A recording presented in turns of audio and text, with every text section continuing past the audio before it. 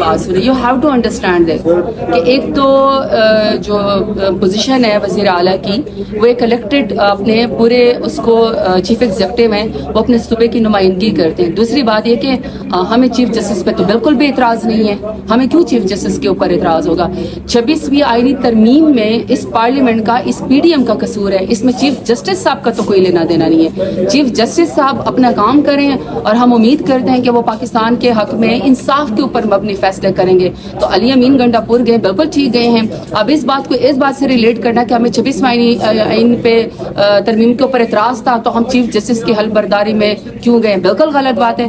Chief justice کی حلف برداری میں جانا چاہیے اور مجھے یقین ہے کہ انشاءاللہ جو نئے چیف جسٹس صاحب ہیں وہ انصاف کے اوپر مبنی فیصلے کریں گے. یہ بہت بڑا منصب ہے, یہ بہت بڑا منصب ہے. اللہ تعالیٰ آپ کو ایک انصاف کی کرسی کے اوپر بٹھاتا ہے جہاں آپ لوگوں کی زندگی اور موت کے فیصلے کرتے ہیں.